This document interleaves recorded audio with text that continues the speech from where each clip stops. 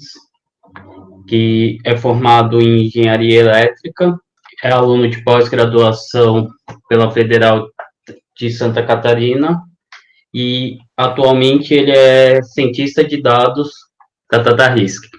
Seja muito bem-vindo. Queria agradecer a Mari pela indicação e passo a palavra para você, Felipe. Bom, boa tarde a todos. Obrigado, Ali. Eu também quero agradecer a Mari pela indicação. Com certeza vai ser uma experiência muito boa para mim e eu espero que seja uma experiência muito boa para vocês também. Bom, vamos lá. Hoje eu vou falar sobre os primeiros passos na ciência de dados, como eu cheguei até aqui, até ser um cientista de dados e de onde eu vim e como foi essa trajetória. Bom, o conteúdo da apresentação, um pouco sobre mim. Eu sou engenheiro eletricista, me formei em 2019 pela Universidade Tecnológica Federal do Paraná. Eu trabalhei um período da minha vida como desenvolvedor de sistemas embarcados, numa empresa voltada ao ramo de aviários. Então, nós desenvolvemos uma tecnologia voltada ao controle de temperatura, pressão em aviários, para manter a qualidade de vida das aves. Em 2020, eu comecei um mestrado em engenharia elétrica, já com o intuito de me tornar cientista de dados. Eu queria ter algo focado no meu currículo na área de ciência de dados. Então, eu acabei optando por um mestrado, escolhi a UFSC, estou agora morando em Florianópolis, porque me interessei bastante pela grade curricular da área que eu estou participando, que é processamento de informação. Vi que tinha muitas disciplinas que iriam tratar de aprendizado de máquina e de visão computacional, que são coisas que me interessam. Então, eu optei pela UFSC. E no final do ano passado, eu tive uma oportunidade incrível de me juntar ao time da DataRisk e me tornar cientista de dados. Então, antes mesmo de eu terminar o meu mestrado, eu consegui atingir o meu objetivo de virar cientista de dados, e eu fiquei muito feliz por isso, continuo muito feliz com isso.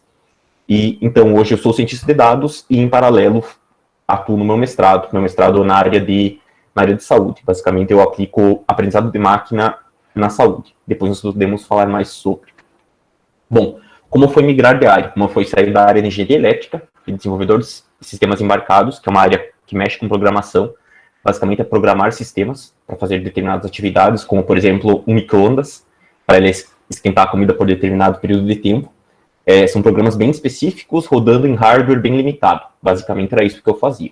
E como que eu saí dessa área e virei cientista de dados? Por que eu quis virar cientista de dados? Eu elenquei 5 motivos aqui, que eu acredito que sejam os motivos principais. Um dos primeiros foi o interesse por tecnologia. Desde a época que eu comecei a trabalhar com sistemas embarcados, até hoje, o meu interesse por tecnologia e tecnologia, leia-se desenvolvimento de software, internet, esse tipo de coisa só aumentou. Então, eu comecei, a partir disso, a procurar oportunidades de trabalho com tecnologia, e ciência de dados foi uma das que mais me chamou a atenção. Outro ponto dentro da ciência de dados é a parte de modelagem matemática, conseguir modelar fenômenos das mais diferentes áreas. Isso sempre foi algo que me chamou muito a atenção, e foi um dos principais motivos para eu fazer engenharia.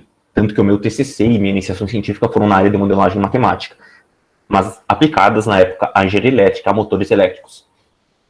O terceiro motivo é a aplicabilidade no mundo real. Eu sempre gostei muito de aplicar meus conhecimentos teóricos em problemas factíveis, problemas que as pessoas entendam e que sejam dores das pessoas. Então, um leigo consegue entender o que eu estou fazendo e como eu estou fazendo e por que eu estou fazendo. Então, isso é algo que a ciência de dados me proporciona, eu poder aplicar conhecimento muitas vezes teórico em problemas reais e gerar valor a partir desse conhecimento. É algo que eu acho incrível. Então, esse é o terceiro motivo que me levou a ter tanto carinho por essa área. O quarto motivo é a interdisciplinaridade. Eu gosto muito de aprender, e a ciência de dados me proporciona aprender um pouquinho de cada área que eu estou trabalhando, um pouquinho das nuances de empresas de saúde, que geram planos de saúde, um pouquinho de nuances de fraudes bancárias, um pouquinho de nuances de problemas da saúde, e isso me deixa muito feliz, me deixa muito contente com os desafios que essa área me proporciona, porque eu estou sempre em constante evolução. E o quinto motivo é participar do futuro. O futuro que está acontecendo já. Carros autônomos, sistemas de reconhecimento de fala, sistemas de visão computacional. Eu queria entender como isso funciona e eu queria ser capaz de desenvolver isso também, porque isso sempre fez meus olhos brilharem e faz de muita gente brilhar, com certeza. Então, o quinto motivo, eu acredito que seja um dos mais importantes, é a vontade de participar do futuro e vontade de fazer coisas incríveis com essa tecnologia, com essa área que está, a cada dia que passa, evoluindo mais. Então, esses foram 5 motivos. Existem outros, mas esses são, acredito, os 5 mais importantes que me fizeram e que me fazem gostar tanto da área de ciência de dados. Bom, como eu me tornei um cientista de dados? Agora eu vou falar um pouco sobre como eu me preparei para essa jornada que eu estou vivendo, como eu saí da engenharia elétrica e como eu me tornei efetivamente cientista de dados, o que eu aprendi e o que eu já sabia, o que eu trouxe de bagagem da engenharia elétrica que foi útil. Uma das principais coisas que eu aprendi foi programação. Eu já sabia programar, já programava em C, que é uma linguagem de baixo nível. Ela é uma linguagem de programação que lida diretamente com hardware, então ela tem umas nuances que você não tem em Python, ou R, ou JavaScript. Você tem que se preocupar com algumas coisas do tipo memória, como funciona a memória RAM, como funciona, como está o armazenamento, e com alguns outros detalhes um pouco obscuros. E eu resolvi aprender uma linguagem de alto nível, que foi Python na época. Antes mesmo de eu querer ser cientista de dados, entender o que era cientista de dados, eu aprendi Python. Então, a partir do Python que eu fui começando a descobrir o que era ciência de dados, o que era machine learning.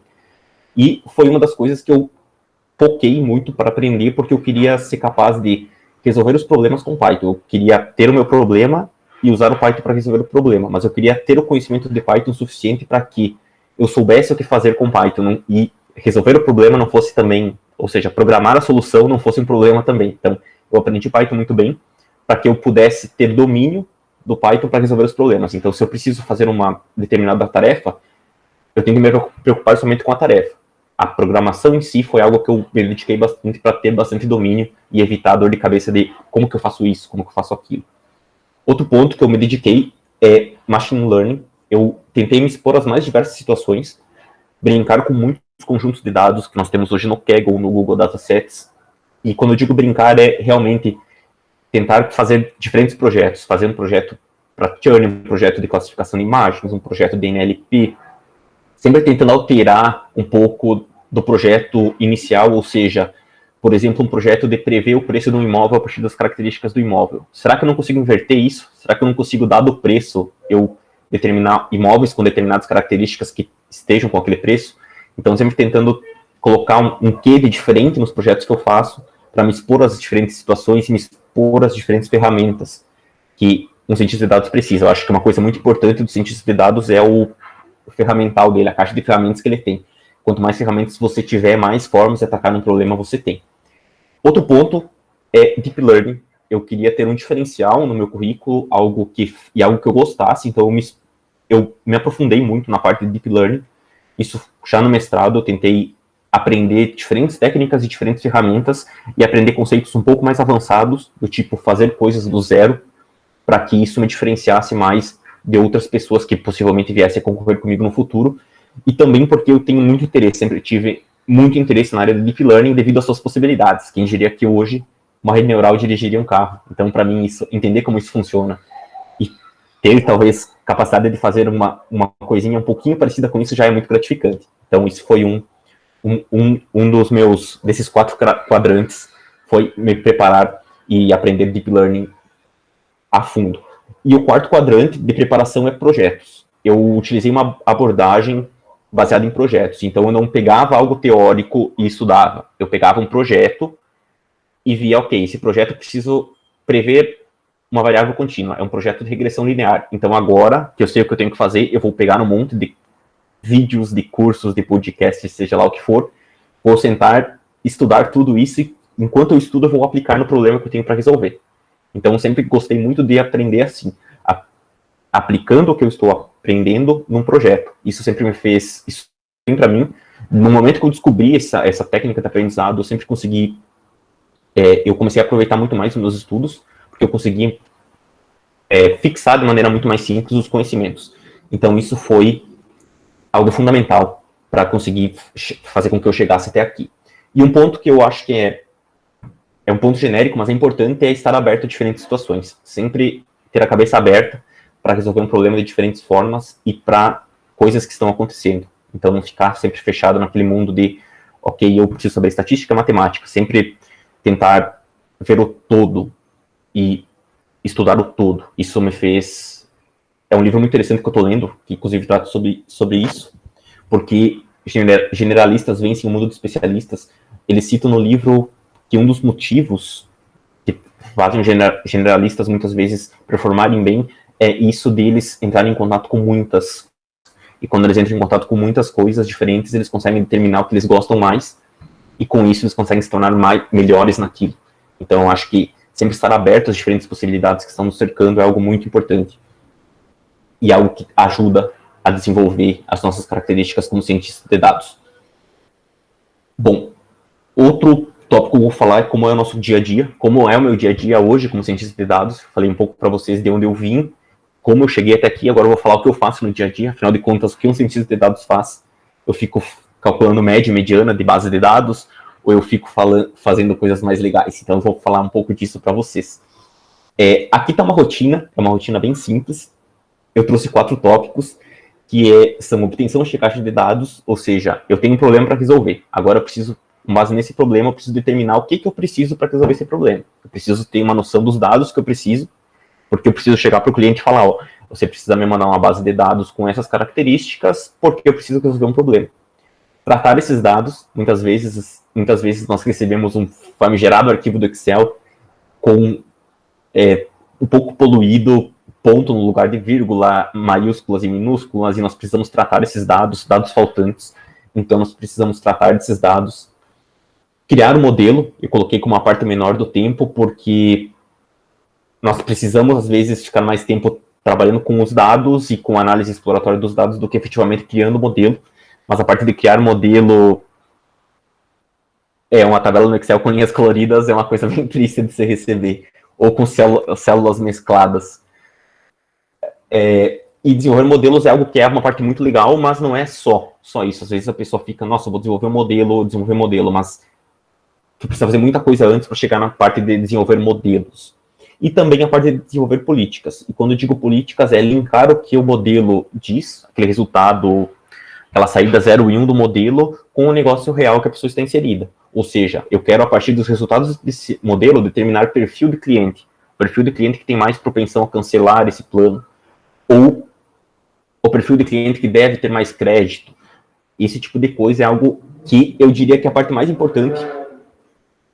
A skill mais importante no cientista de dados é poder fazer isso, é poder pegar, não programar em si, não ficar um tempo em cima de desenvolver um código eficiente, mas sim conseguir obter políticas e obter valor efetivo para determinado negócio a partir dos dados. Então, isso é muito importante. E é isso que é uma parte diária da rotina. Outro ponto é que a linha do tempo para um projeto de ciência de dados não é uma linha linear. Então, eu não tenho feature A, trabalhei na feature A do projeto, finalizei ela, testei, tá ok, e vou para B. Agora eu faço a B e vou para C. Muitas vezes você faz a A, vai para B, e na B você pensa, opa, e se eu mudar esse detalhe aqui, se eu criar essa nova feature, esse meu modelo não ficou muito bom, talvez eu precise de outra feature. Você tem que voltar, refazer o que você fez, mudar a abordagem e prosseguir. Então, muitas vezes é circular essa linha do tempo. Nós vamos e voltamos várias vezes, iterativamente, até atingir os resultados do projeto. Então, eu preciso de determinado modelo. Obtenho os dados, trato os dados, crio o primeiro modelo. Ficou muito ruim. Então, eu volto, obtenho mais dados, trato os dados novamente, outro modelo. Ficou muito ruim. E assim vai. Então, até nós chegarmos no ponto de ter um modelo funcional. Feature, eu quis dizer, na parte da linha do tempo, feature A, B, C seria características do projeto. Por exemplo, vamos supor que esteja fazendo um site. Então, a primeira feature vai ser a página de login. Então, a segunda feature vai ser o banco de dados, por assim dizer. Já no projeto de Machine Learning, a feature, tu pode entender feature também, não só como isso, como característica do projeto, mas tu pode entender feature como uma característica de uma pessoa. A idade é uma feature minha. Então tem essas duas distinções. Mas aqui em projetos eu me refiro a features do projeto. Seja lá o que elas forem, eu preciso criar um projeto que preveja fraude. Então a feature do projeto seria prever fraude, e a outra feature seria fazer o clustering dos clientes e etc. Então era isso, Mari, que tu queria saber? Não sei se eu... Não, é que eu quero que você traduza, Sassi, porque às vezes você fala a linguagem muito de cientistas de, sei lá, não sei, mas feature, você quis dizer as variáveis, as colunas na sua tabela, né? As colunas da minha tabela, mas no sentido da linha do tempo, eu quis dizer as funcionalidades que o sistema teria. Então, uma linha do tempo linear, você vai ter a funcionalidade A, terminei a funcionalidade A, testei ela está funcionando, eu vou para a funcionalidade B. Um projeto de num projeto de machine learning, a funcionalidade, muitas vezes, que seria obter os dados, não é algo que você faz e nunca mais volta para aquilo. Eu faço aquilo, eu obtenho os dados e crio o modelo. Aí eu vejo que o meu modelo não ficou bom, eu volto para os dados. Então, tu fica sempre nesse ir e vir até você chegar num bom ponto. Eu acho que isso é uma das diferenças do projeto de software em si, que nós estávamos falando antes, para um projeto de ciência de dados. Essa iteratividade ao longo do tempo para você atingir um objetivo. E bom, essas foram as coisas que eu separei para vocês da minha rotina. Eu acho que aqui está o slide de agradecimento. Eu acho que agora eu quero abrir para perguntas. Eu ouvi falar que muitos de vocês querem ser cientistas de dados. Um passarinho me contou. Então, eu acho que eu posso ser tão útil quanto fui com a apresentação, sanando algumas dúvidas de vocês. Espero que isso ajude vocês nas decisões. Muito obrigado, Felipe. Agora vamos começar a abrir para as perguntas. Quem tiver interesse pode pedir voz pelo microfone. Se não se sentir à vontade, pode mandar pelo chat, que aí o Felipe lê e responde. Eu tenho uma questionamento para você, Felipe. Para onde que a ciência de dados começou há pouco tempo, assim, mais a fundo, com mais gente entrando no mercado. Como você vê o mercado para a ciência de dados atualmente?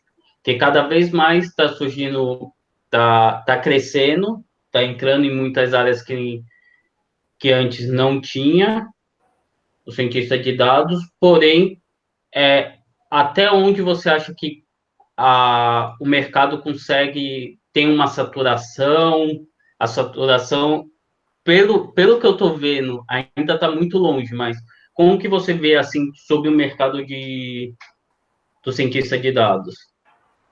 Beleza, boa pergunta, Alexandre.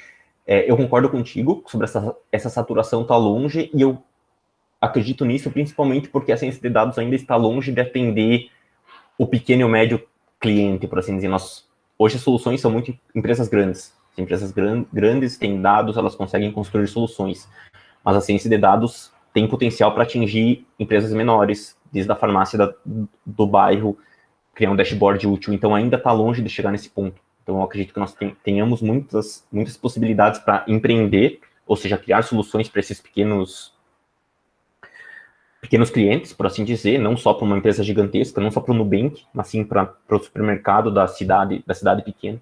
Então, eu acho que o mercado ainda tem muita possibilidade para crescer, principalmente quando nós começarmos a criar essa cultura de dados em empresas menores, que ainda não tem, acho que tem muita empresa que não mensura nada e que está ainda no caderninho. Então, quando isso começar a chegar nessas empresas, utilizar um Excel para mensurar, seja lá o que for, elas vão começar a ter dados, e isso vai começar a movimentar o mercado de pequenas e médias empresas, e as soluções e novas soluções vão poder ser criadas para atender essas pessoas aí, que elas têm um budget menor que uma empresa grande, mas muitas vezes elas têm tantos problemas quanto uma empresa grande.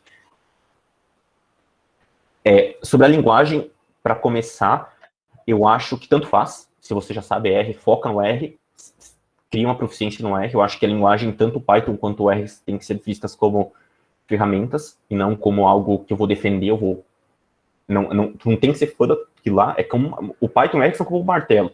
É só uma ferramenta. Se você precisar usar outra ferramenta, você infelizmente vai ter que migrar. E se você já sabe R, foca no R. Se você não sabe nem R nem Python, o que eu prefiro? Isso é gosto pessoal, tá? Assim como eu prefiro Coca em vez de Pepsi. É Python, então eu te sugeriria Python. Acredito que a Mari, por exemplo, iria te falar para aprender R. Então, a minha sugestão se você já sabe R, foca no R. Se você não sabe nenhuma das duas, aí você vê se você quer a minha sugestão ou a da Mari.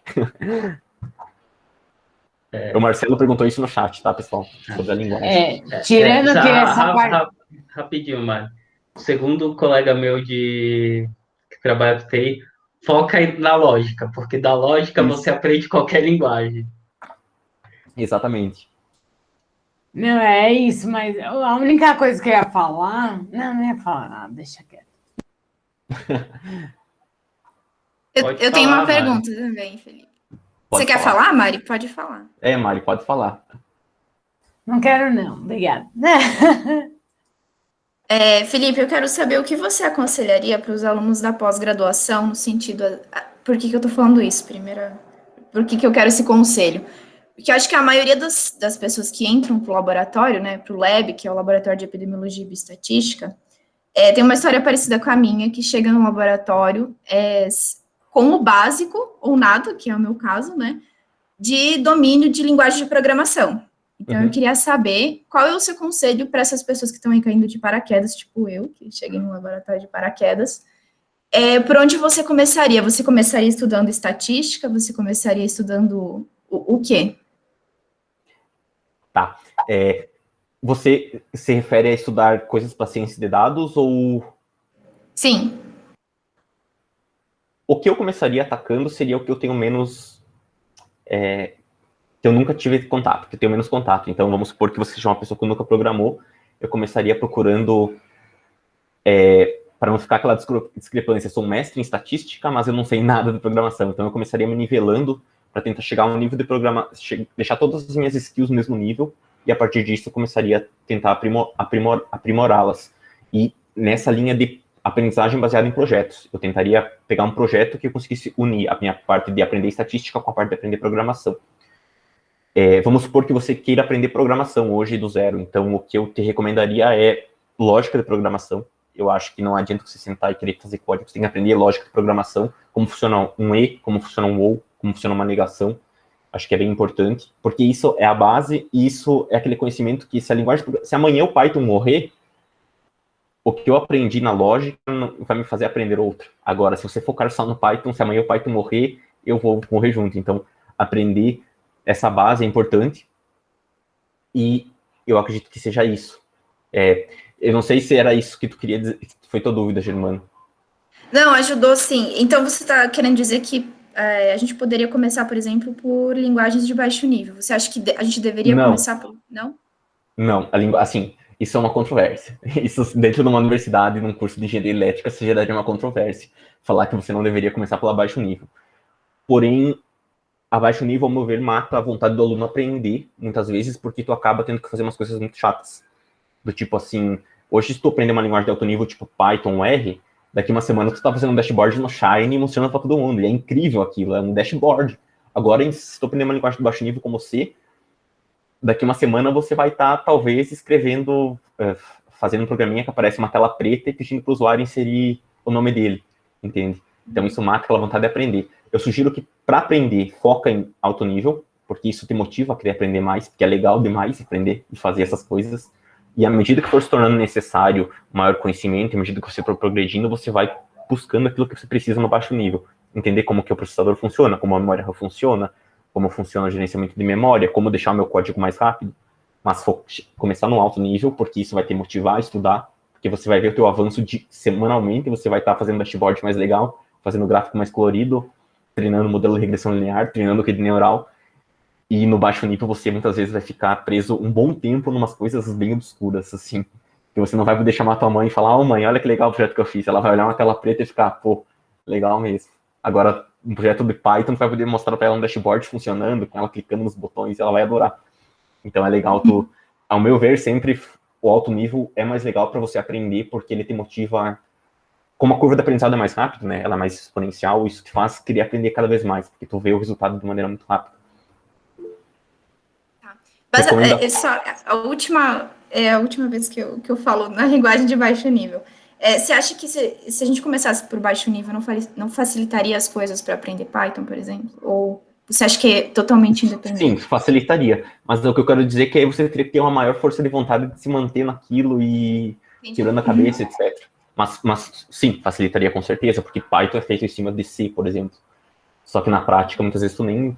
Assim, existem cientistas de dados ótimos no mundo, provavelmente, que não sabem C. E aprenderam só Python. Então, é uma coisa que você precisa ver bem. Eu quero realmente me dedicar a aprender um baixo nível para ir para Python, ou eu quero começar com Python porque eu já quero ter esse desenvolvimento exponencial e conseguir me desenvolver mais rápido. e conseguir já usar um módulo de estatística em C, provavelmente você vai ter que fazer a tua função que tira a média na mão. Enquanto que em Python tu vai importar uma função do NumPy, ou em R já vem nativo, só vai ter que dar um min lá, e ele vai dar a média do vetor. Em C tu vai ter que alocar a memória, se preocupar em iterar e etc. Então, é mais complicado. A minha recomendação é, se fosse recomendar um aluno hoje, alto nível, para motivar ele, para fazer, porque para você aprender algo você tem que estar motivado, senão não vai entrar na tua cabeça. E à medida que fosse sendo necessário, ia introduzindo ele a coisas específicas de baixo nível, de programação, etc. Mas eu não usaria a abordagem de começar em baixo nível e ir para alto nível. Eu começaria em alto nível e assim que precisasse eu iria inserindo o que é necessário. É isso que é a minha dica, assim. Eu posso só acrescentar aí no... Olha, Paolo! Valeu, Então, Paulo. bonitinho. Ele e o Rodrigo também tá mandando várias coisas. Então, tem uma coisa, esse negócio de G que você falou, de baixo nível e tal, eu mesma, porque no caso do Sassi, do Emanuel, por exemplo, eu acabo... eles já devem saber essas de baixo nível, mas, por exemplo, eu não manjo de baixo nível como eles manjam, bem longe de mim. O que eu tô querendo dizer é que o pessoal pode, que nem eu tô com eles, entendeu? Então, que dá, não precisa um baixo nível, entendeu? É isso que eu tô querendo dizer. Isso. E é o que eu concordo com a Mari. Quando ela precisa de algo, ela vai e busca aquela informaçãozinha que ela precisa, porque às vezes, para o dia a dia dos cientistas de dados, como eu falei para vocês, a nossa utilidade é muitas vezes muito maior do que fazer código.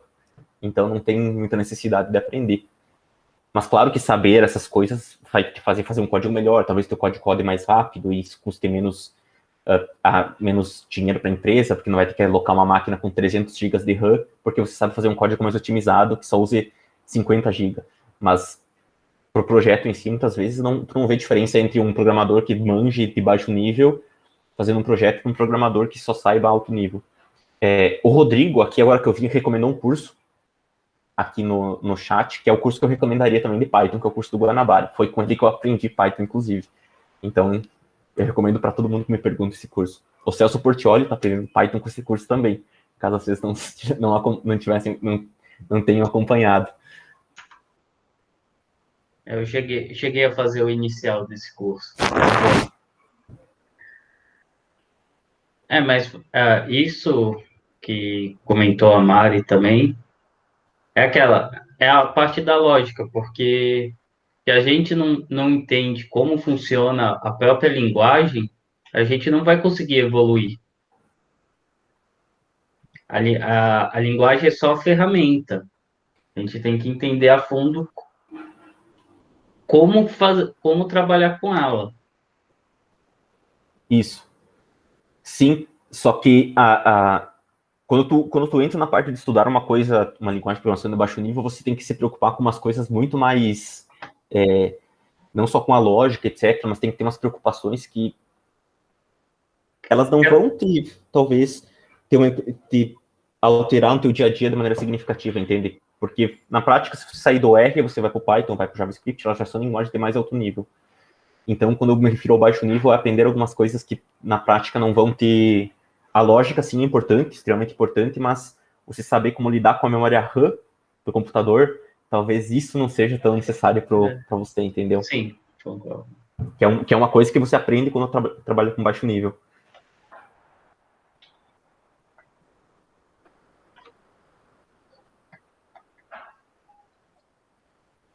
Pessoal, mais alguém quer fazer alguma pergunta? Sassi, eu tenho. Você falou que trabalhava com aviários. Não, no seu negócio, você chegou a trabalhar e que depois o seu mestrado é com saúde? Eu não sabia disso. Sim, eu posso falar um pouquinho sobre isso, que aí eu consigo explicar para vocês como é que é trabalhar com baixo nível, com essa programação baixo nível que eu falo para vocês. Quando eu saí da minha graduação, eu tinha muito interesse por programação, só que programação na engenharia elétrica é a parte de sistemas embarcados, que é basicamente programar um processador. não um computador. Então, eu programo um microprocessador para fazer tarefas específicas. Por exemplo, controlar a temperatura do aviário. Então, era só isso que esse processador faz. Ele lê um sensor e controla um motorzinho que abre ou fecha uma cortina. E eu fiz estágio nisso e fui trabalhar com isso depois. Então, eu programava microprocessadores para fazer funções diferentes em aviários. Um dos projetos que eu fiz foi um sistema de alarme.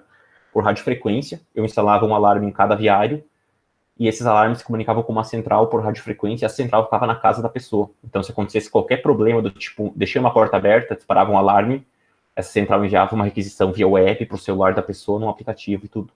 E como é que tu faz isso em baixo nível? Você tem que se preocupar com um sistema operacional. Então, eu não uso um sistema operacional como eu uso no computador. Eu tinha que programar um sistema operacional para controlar a tarefa que estava sendo usada, quanto de memória RAM eu precisava alocar. Então, eu não tinha, por exemplo, o meu notebook tem 8 GB de memória RAM. O microcontrolador que eu usava, eu já cheguei a usar microcontroladores que tinham 512 bytes de memória RAM. Então, por isso que tu tem que se preocupar com a memória RAM, porque se tu usar uma variável que ocupe 2 bytes em vez de 1 byte, tu já tá usando muita memória. Tu tem que otimizar o máximo possível aquilo para rodar, porque senão não vai nem ligar. Então, esse tipo de coisa que era meu dia a dia, me preocupar com a comunicação entre o hardware e o software de uma maneira assim que todos os meus recursos eram limitadíssimos. A velocidade do processador, memória RAM. E memória. Então, tu tem que se preocupar com cada detalhe. Porque se tu fizer alguma coisa que não deveria ser feita, ou fizer alguma coisa que não seja otimizada, isso vai impactar o projeto final e você provavelmente vai ter que voltar e retrabalhar em tudo. E sem falar que era um projeto, e sem falar que era algo crítico, né? Porque, por exemplo, um sistema de controle de temperatura de um aviário, ele tem que funcionar, ele não pode deixar os pintinhos morrer. E a faixa de atuação dele é bem específica. Então, nós tínhamos que garantir que todo aquele software funcionasse em tempo real, não gerasse erros, e se gerasse erros, ele se recuperasse. Então, por isso que tu tinha que se preocupar com muitos detalhes de implementação, muitas coisas que hoje em Python simplesmente ignora. O Python controla isso para mim e vai funcionar. E eu tenho muita memória RAM, eu tenho muito processador, mas naquela época eu não tinha nenhum disso. Então, eu tinha que... Era tudo contadinho, eram migalhas de bytes que eram usadas. Então, na época, eu trabalhava com isso, Mari. Foi assim, provavelmente foi a época que eu mais aprendi sobre programação de computadores, porque é realmente, tu entende todos os detalhes, porque tu basicamente programa como o computador, como o processador vai se comunicar com o sensor de temperatura, tu programa qual bit dentro do processador tem que ser ativado no cada instante de tempo. Então, a minha compreensão sobre computadores em si, nessa época, era a mais alta possível. E aí depois eu fui migrando para a área de Python, etc. Isso me ajudou muito a entender como funciona, mas na prática hoje eu uso bem menos. Minhas preocupações não são... Eu não preciso me preocupar com tanta coisa assim, eu fico muito feliz por isso, porque era trabalhoso. Era uma área bem legal, mas é uma área muito trabalhosa. E aí o meu mestrado também é na saúde, e hoje eu fiz um projeto, finalizei um projeto há um mês atrás, que eu fiz em parceria com uma empresa chamada Pixel, uma startup de telemedicina. Eles pediram para nós desenvolver um projeto que utilizasse imagens de ressonância magnética do cérebro, e aí eu fiz um sistema com redes neurais que gerava a segmentação de um tumor. Se existisse um tumor naquela ressonância magnética, ele segmentava usando Deep Learning e gerava a máscara, puxava um volume tridimensional, o cérebro da pessoa e o tumor lá dentro. Mostrava o tumor, e isso que eu vou levar para minha dissertação agora. Eu estou vendo outras partes do tipo remoção de crânio, por exemplo, a imagem de ressonância magnética entra o crânio, entra a parte do pescoço e o cérebro. Então, quando tu vai usar isso, o médico vai usar, ele quer só o cérebro. Então, tem que ter uma automação para extrair o crânio, extrair o pescoço. Então, é uma coisa que eu estou me preocupando também agora para fazer a dissertação do mestrado, mas na área de saúde. Foi isso aí que eu fiz. É bem legal, bem interessante isso. Seu microfone está desligado, Mari. Isso, tá desligado, Mari. Eu tenho uma... Não, é porque o Raul fez uma boa, peraí. Isso, eu tô lendo. Tá. Então, lê aí. Lê em voz alta para todo mundo, Tá. sabe? Beleza. Olá, o Raul fez essa pergunta no chat. Olá, você vê abertura para o pessoal que vem da academia, como os alunos do Lab, para entrar no mercado, que usa essas técnicas de machine learning? Qual técnica você aconselha a focar no início? Desenvolvimento de dashes, classificação, segmentação? Se eu vejo abertura da academia, vejo abertura para os alunos da academia que vem. Sim, vejo. Eu acho que você tem que ter é aberto hoje. A academia, não é porque tu estava na academia que o mercado não vai querer você. Ele vai, mas você tem que mostrar o teu valor. Você tem que ter por assim dizer, alguns projetos feitos, etc. Né? E as técnicas que eu aconselho a focar no início, eu acredito que desenvolver dashboards é algo que te faz, que junta muita coisa, principalmente a parte de conseguir se comunicar com pessoas de negócios. Então, a pessoa do negócio, ela não está muito preocupada se você usou uma rede neural gigantesca. Ela quer ver, ela quer que tu explique o que você fez para ela de uma maneira simples, que ela entenda e que ela consiga sentir segurança naqueles resultados. Então, desenvolver dashboards é algo muito legal, porque isso desenvolve a tua parte de storytelling, desenvolve como usar estatística para ter informação e desenvolve essa parte de programação também. E problemas de classificação e regressão em geral. Então, abre o Kaggle e vai lá e põe regressão. Aí tu vai ter um monte de dataset lá. Acha um legal e explora aquele lá. E classificação também. E aí, você, dentro desses problemas, você usa as técnicas de regressão logística, regressão linear, árvores de decisão, modelos de boosting. Eu não posso te dar uma técnica de ouro aqui que vai servir. Tem que te dar... Porque aí eu estaria te mentindo. Não, tem que falar de um jeito mais aberto, assim. Que não tem uma... Como é que posso dizer? Uma dica de ouro aqui. Tem um monte de coisa para ser feita. Mas eu acho que, se eu fosse ter considerado dessas que você falou, focar em desenvolvimento de dashboards é algo muito legal. Inclusive, hoje tem muitos profissionais que trabalham só com Power BI, que é um software para dashboards. Eu nunca trabalhei com, eu só sei que existe. E, cara, os caras fazem umas visualizações incríveis. Fica muito bonito e muito fácil de entender. E ganha muito bem também para fazer isso. E também, então eu acho algo muito legal. E a parte de classificação, regressão, que são problemas base para grande parte dos problemas. Porque segmentação semântica, que é o que eu trabalho no meu mestrado, é uma outra abordagem para o problema de classificação binária. Em vez de eu estar fazendo uma classificação binária de 0 a 1, prevendo se a pessoa morreu ou não no Titanic, eu tenho uma imagem e prevejo se cada pixel vai ser 0 ou 1.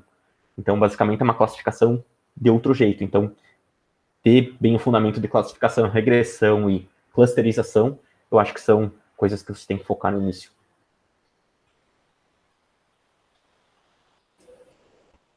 Posso? Felipe, você... Fala você. Fala. Não, é que eu ia completar. Raul. Não, completa então, Mário. Não, é porque...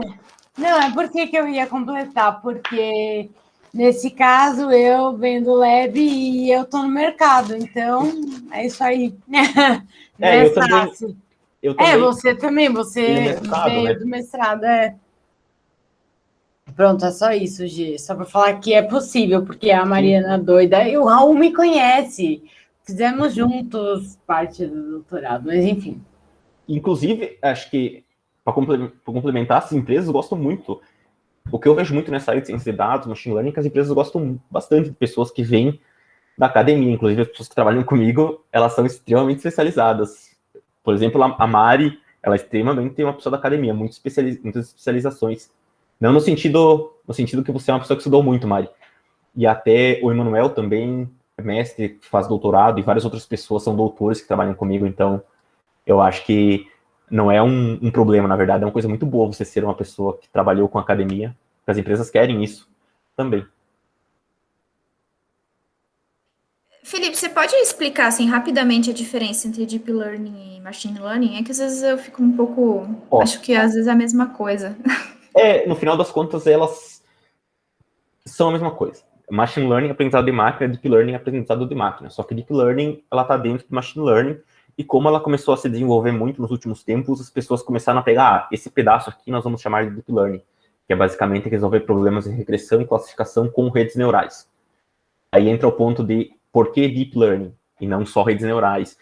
Porque o Deep Learning, na época, mais alguns anos atrás, as pessoas começavam a fazer redes neurais com muitas camadas. Então, as camadas são constituídas por neurônios. Hoje em dia já se chama de unidades. E então tu vai juntando um monte de neurônio, um monte de camada, e chega um momento que as pessoas falaram, tá, em vez de nós usar 2 camadas, nós usamos 4. Então agora é Deep Learning, é profundo. E aí surgiu esse termo. Mas na prática, o Deep Learning é o Machine Learning. É a mesma coisa, só que tu usa a técnica de redes neurais para resolver os problemas. E aí ficou bem hypado, né? Tá bastante na mídia. A ideia de rede neural é algo que as pessoas gostam muito, vende bem para o marketing. Temos de falar, se tu falar que tu faz uma regressão linear, ninguém vai dar muita bola. Agora, se tu falar que tu fez uma rede neural com 50 milhões de parâmetros, por mais que essa rede neural não funcione tão bem quanto uma regressão linear, as pessoas vão achar incrível. Então, imagina o carro da Tesla se eu falasse para você que ele anda com uma regressão logística. Não seria tão legal quanto eu falar para você que ele é uma rede neural convolucional, entende? É meio que para vender, mas Sentido. eles fazem a mesma coisa. Então, e tudo isso está dentro da área de inteligência artificial, aí tu tem machine learning, dentro do machine learning tu tem deep learning.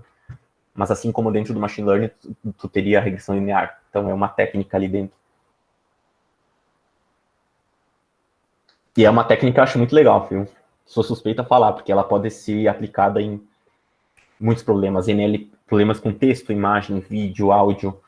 Eu acho que a beleza da rede neural é não só essa possibilidade de você aplicar ela em problemas de diferentes campos. Por exemplo, criação de novos remédios. As pessoas usam hoje redes neurais com grafos para criar novos remédios, analisar a ligação de proteínas, dirigir carro, dirigir caminhão, pousar um Boeing, então identificar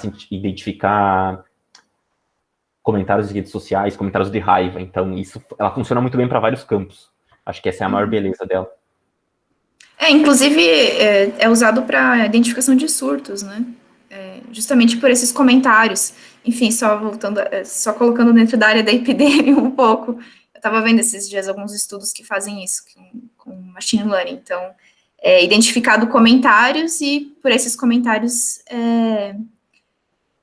identificado surtos de doenças, enfim, serve para sistemas de vigilância.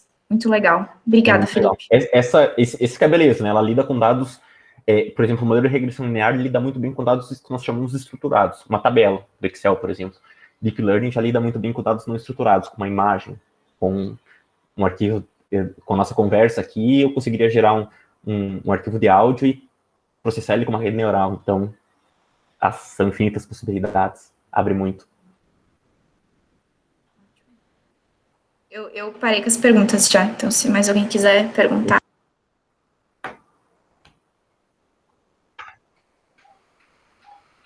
Mais alguém tem alguma dúvida? Comentários? Aproveita, pessoal. Se não... Se não, Felipe deixou ali o e-mail dele também. E o LinkedIn. E o LinkedIn. Podemos bater um bate-papo ao vivo no LinkedIn. Eu faço responder na hora. Então, mais uma vez, obrigado, Felipe, pela sua disponibilidade, ter vindo aqui, falar um pouco da sua trajetória e desse novo mercado que está se abrindo cada vez mais, e o pessoal do Lab está cada vez mais interessado. Muito obrigado. Obrigado, Mari, mais uma vez pela indicação. E obrigado a todos que participaram.